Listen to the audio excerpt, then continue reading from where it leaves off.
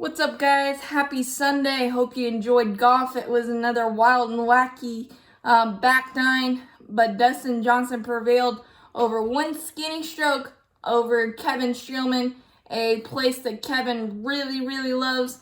Has good muscle memory, but Dustin Johnson should thank and go kiss that blade of grass on the drivable par 4 15th, because we might be talking about a completely different story. But Dustin Johnson grabbed his 21st career PGA Tour victory and his 13th consecutive year with a victory on tour, the longest current streak, and that's just absolutely insane and definitely warrants a Hall of Fame bid for Dustin Johnson in the future. And it was really good to see him back after he struggled with some knee injuries and just getting consistent play after the knee struggles. And Dustin Johnson just kind of was very methodical in the first round. Didn't shoot himself out of the tournament. Could have easily done that. He was 1 over in the first 12 holes on Thursday, and it could have easily gone another way, but he was able to salvage a 1 under 69 and then did his work the next 3 days with a 64 on Friday, putting him in the middle of the pack. And then on Saturday, moving day, did his best work, 61, his career best, 12 threes, just a frameable, perfect round of golf. Everything was working for him. And today, Sunday, was just a pretty consistent, few lucky bounces, and I'll get to those, but that's pretty consistent. 67. His putter got hot at the right time. Some key holes for Dustin were on number 2, where he made a nice up and down 8 foot 8-inch putt on 2 to save par, and then he promptly birdied the hardest holes on the front 9, 4 and 5, to catch the overnight leader Brendan Todd, who himself carded his career best 61. But he had the normal fate of golfers. Usually when you shoot a really low score, it's really hard to back it up, and Brendan Todd just had a really rough round.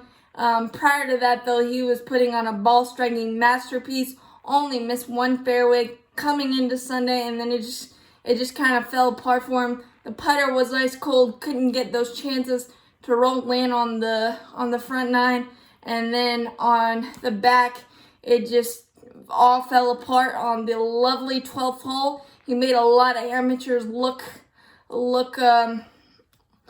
feel okay about their game when he carded a triple bogey 7, but Dustin Johnson birdied 3 straight, 8, a 27-footer with 5 feet of break, a really tough read, nice putt there. 9 off the green, a really nice putt, because I don't know how I gauge the speed, but a really nice putt. And usually when you get your putter hot, sometimes it just keeps going, floodgates open, and that's what happened for Dustin. And then he birdied 9 after he stuffed one in there pretty tight.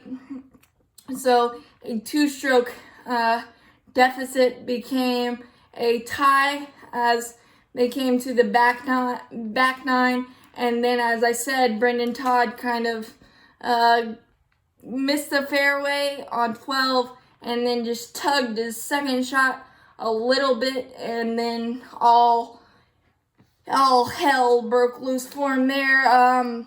He kind of shankopotamused it, hosel rocket to the other side, and then flipped his chip, came back down to him, and then barely got it up, and 2-putted for 7, and that spelled doom for his day, a birdieless 75.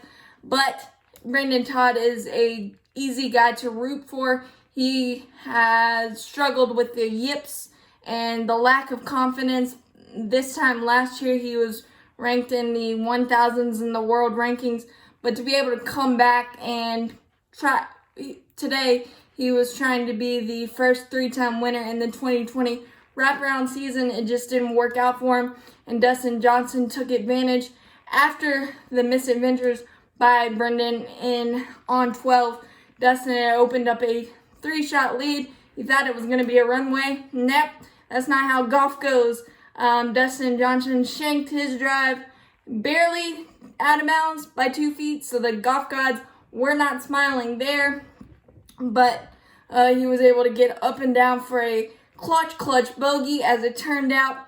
And Kevin Streelman, who's had really good luck here in the past, a previous winner, was starting to breathe down his neck with a couple good birdies on 14 and 16, but was still able to keep that 2-stroke lead. And then the hole of the tournament for Dustin Johnson on 15, he shanked his drive.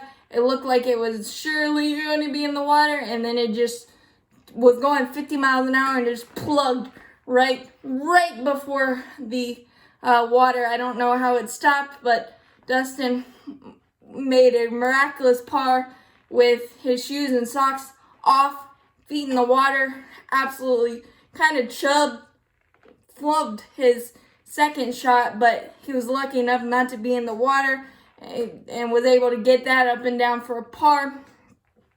And then, of course, there was a weather delay, because why not? It's 2020, why not? And then Kevin Streelman, 1 stroke back on 17, hit the perfect approach shot, but it stuck up on the hill for some reason, and usually it feeds down right to the hole. Just stuck up, and he couldn't make the birdie to put some extra pressure on Dustin Johnson. Dustin also made a bounce back birdie on 14 to stretch that lead as well.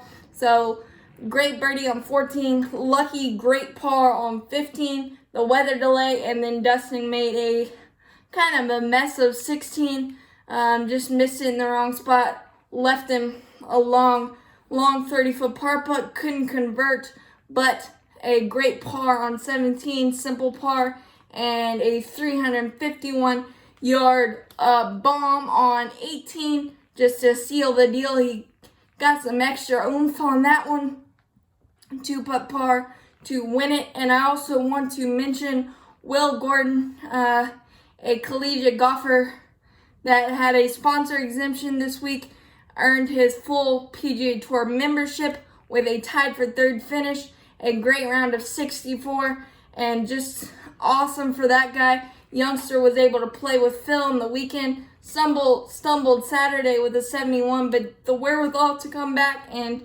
to have some stability on the PGA Tour, that's just absolutely awesome. So thank you, PGA Tour, for another excellent week of golf. Just super fun to watch, a lot of twists and turns. Can't wait for next week in the Motor City, the Rocket Mortgage Classic with some good names as well. Again, congratulations to Dustin Johnson.